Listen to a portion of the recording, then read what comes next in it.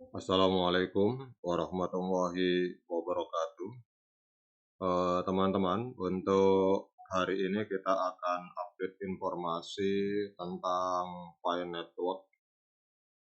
Jadi di sini ada sebuah artikel dari Newsway.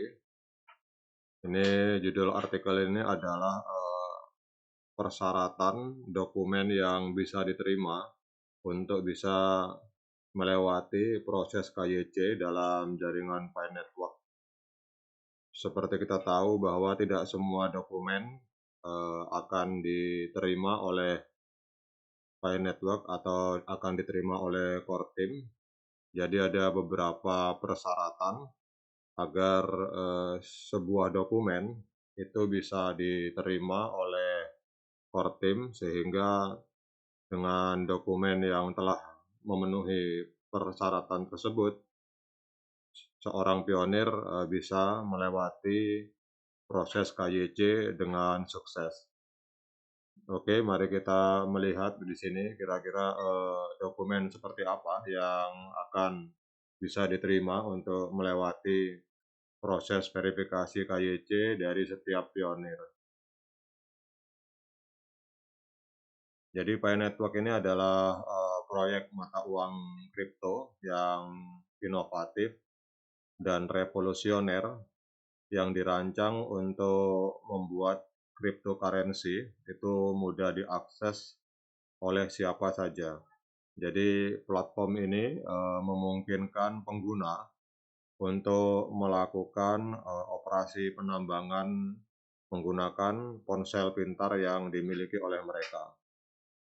Jadi Pi Network ini memungkinkan siapa saja untuk bergabung di dalam dunia cryptocurrency tanpa memandang tingkat pengetahuan dan pengalaman mereka terhadap aset digital.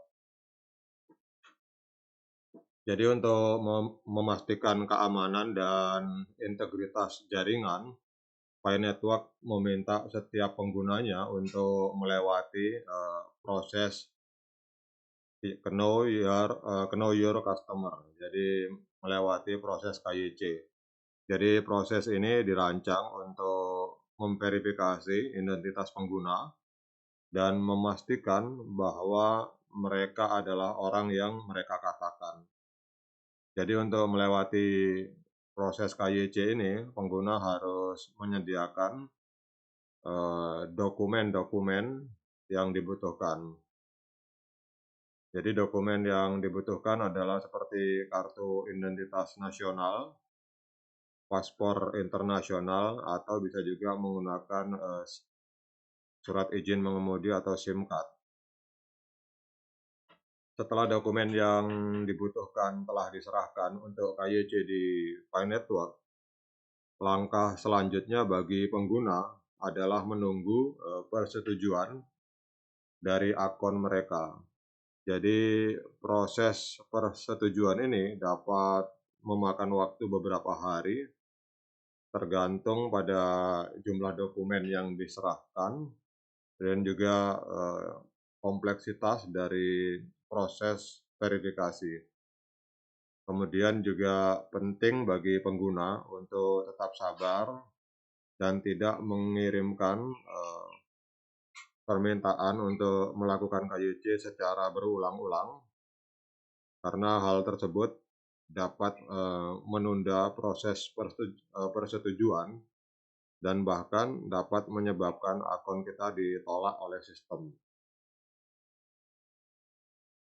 Hal yang paling penting untuk digarisbawahi bahwa pengguna juga harus memastikan bahwa semua dokumen yang diserahkan itu adalah dokumen yang valid dan termasuk dokumen yang terbaru. Kemudian jika dokumen-dokumen tersebut ditolak, maka pengguna harus segera mengirimkan dokumen-dokumen yang diperbaharui agar dapat mempercepat proses persetujuan dan memastikan bahwa akun disetujui tepat waktu. Kemudian setelah akun disetujui, maka saldo kripto Pi milik dari pengguna akan diimigrasikan ke dalam dompet Pi. Kemudian, pengguna kemudian dapat mengakses dompet Pi mereka dan menggunakannya untuk mengirim dan menerima cryptocurrency Pi. Pengguna juga, dapat bergabung ke dalam komunitas Pi Network yang terdiri dari pengguna-pengguna lain yang berjumlah jutaan. Jadi dengan mengikuti, proses KYC dan memberikan dokumen yang valid, pengguna dapat memastikan bahwa, Pi Network tetap aman dan identitas mereka terlindungi. Jadi proses ini, sangat penting untuk menjaga integritas jaringan dan juga, untuk memastikan bahwa pengguna dapat mempercayai platform Pi Network. Jadi Pi Network ini ke depan diharapkan dapat menjadi alternatif mata uang digital yang inovatif dan dapat diakses oleh siapa saja di seluruh dunia.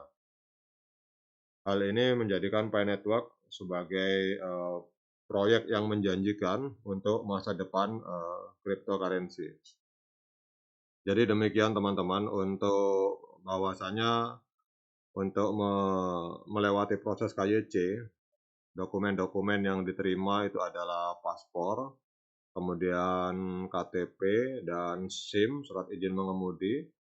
Tetapi harus teman-teman pastikan bahwa ketiga dokumen itu memiliki data yang valid, karena terkadang ada dokumen yang kadaluarsa, maka itu akan ditolak oleh Pi Network.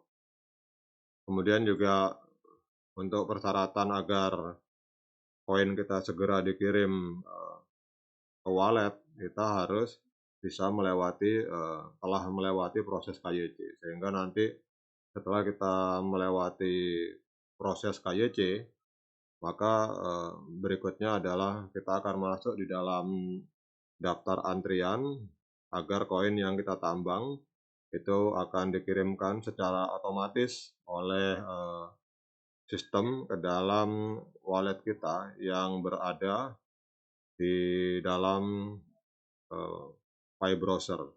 Jadi demikian untuk update informasi ini teman-teman. Semoga bermanfaat bagi kita semua. Tetap semangat, klik petir yang ada di handphone kita masing-masing.